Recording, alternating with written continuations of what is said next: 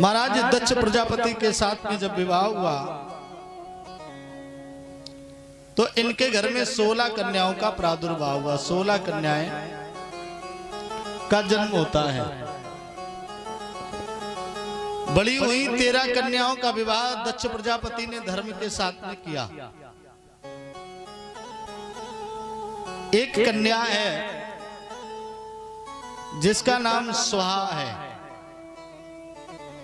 हम लोग निरंतर द्रव्य यज्ञ के द्वारा जो यज्ञ मंडप बना है, हम लोग निरंतर भगवान अग्नि में आहुति समर्पित कर रहे हैं। तो अग्नि भगवान की पत्नी का नाम स्वाहा है। जब तक हम लोग स्वाहा न बोले तब तक अग्नि भगवान उस आहुति को स्वीकार नहीं करते हैं। एक बेटी है जिसका नाम स्वधा है। महाराज इस कन्या का विवाह पितरों के साथ में किया गया। जो हमारे आपके पितर हैं,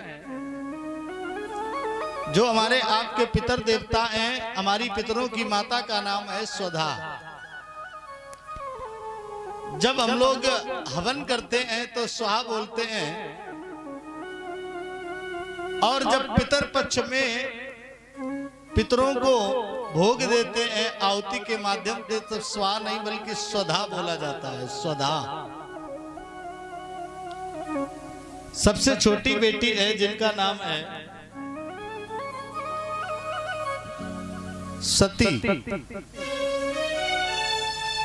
सबसे छोटी बेटी है जिनका नाम सती है। माता सती का विवाह हुआ है। देवों के देव हैं, महादेव हैं, जो आपके नगर में महाशिवरात्रि के पावन पर्व पर सभी भक्तों के अकथ श्रद्धा प्रयास के द्वारा भगवान श्री गोपेश्वर के रूप में जिनकी स्थापना प्राण प्रतिष्ठा संपन्न हुई। तो महाराज देवों के देव हैं जिनका नाम महादेव है, उनके साथ में भगवान भोले बाबा के साथ में माता सती का विवाह हुआ। अब देखो भागवत में जो भागवत की कथा है वो 3 जगह पर चल रही है। कहा कि नैमिषारण्य की पावन भूमि पर 88,000 ऋषि बैठ करके सूत जी के द्वारा यही भागवत की पावन कथा का दर्शन कर रहे हैं। प्रभात क्षेत्र में आज विदुर जी परीक्षित बने हैं और मैत्रेय जी भगवान को कथा सुना रहे हैं। सुखताल पर बालू का बिछौना बिछा है, जहां पर हस्तिनापुर के सम्राट महाराज परीक्षित परमहंस सुखदेव जी के द्वारा भगवान की कथा सुन रहे हैं। आज प्रश्न किया, जब मैत्रेय जी विदुर जी को कथा सुना रहे हैं तो विदुर जी खड़े हुए। विदुर जी ने कहा, प्रभु एक बात बताओ, आप हमें देवों के देव महादेव भोले बाबा की कथा सुना रहे हो।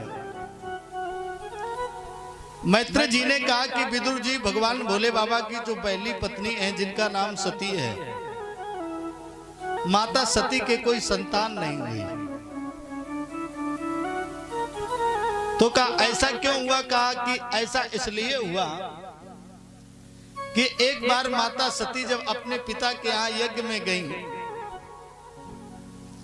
तो यज्ञ में जाकर के मैया ने देखा कि छोटे छोटे देवताओं का भाग रखा है, सबका सम्मान है, लेकिन जो देवों के देव महादेव हैं उनका कोई वहां पर सम्मान, कोई भाग नहीं था।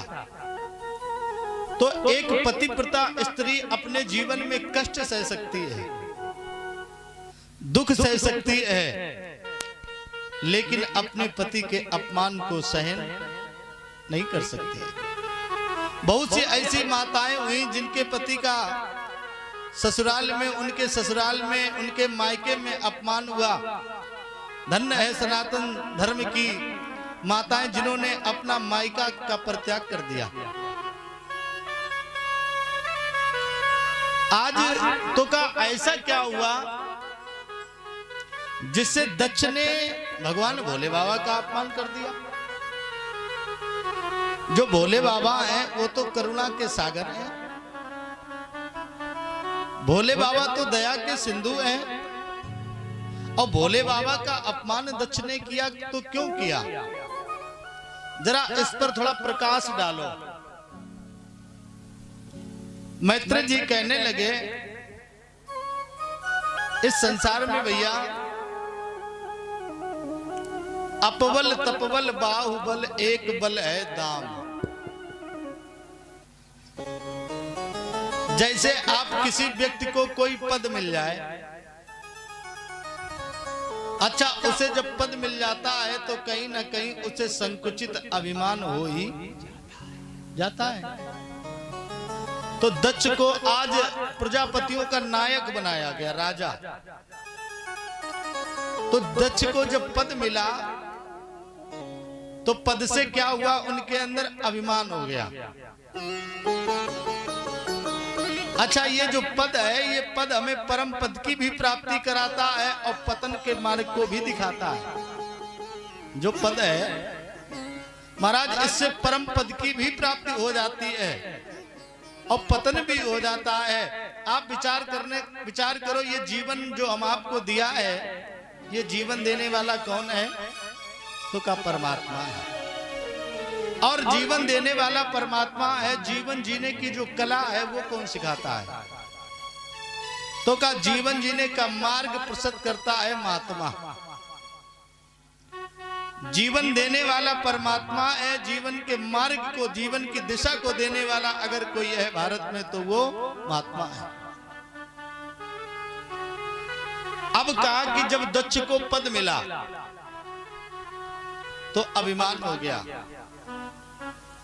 और यही पद, अगर हमें जो पद भगवान की कृपा से हमें पद प्राप्त हो जाए और उस पद को हम अगर परमार्थ से जोड़ देंगे, पद परमार्थ, जब भगवान की कृपा से जो हमें आपको पद मिला है, वो पद अगर हम परमार्थ से जोड़ देते हैं तो हमें परम पद की प्राप्त हो जाती है। और वही पद जब अभिमान जीवन में लेकर के आता है तो पतन हो जाता है। तो कहा कि जब दक्ष का स्वागत हो रहा था, दक्ष का स्वागत, जब स्वागत समारोह हो रहा था, दक्ष जब सभा में आए तो सभी लोग खड़े हो गए। बोलो राधे राधे। राधे राधे।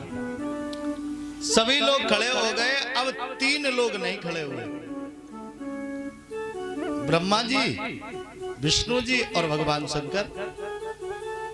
और कितना पावन आज वो पुण्य समय है कि हम लोग भगवान भोले बाबा के दरबार में उनकी गोद में बैठकर कथा सुन रहे हैं। ये परम लाभ है। अच्छा, भगवान की कथा हर जगह होती, हर जगह लोग जाते सुनते, लाभ मिलता है। लेकिन यहाँ परम लाभ क्या है कि हम लोग भोले बाबा की गोद में, उनके दरबार में बैठ करके आज उनके चरित्र को सुनने जा रहे हैं। बोलो गोविंद भगवान जय हो।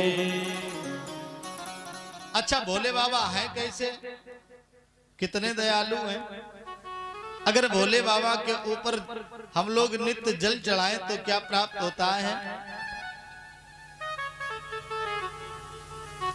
अरे जल के चढ़ाए जम लोक ते छुटाई देत, लेके चढ़ाए जम लोक से छुटाई देत।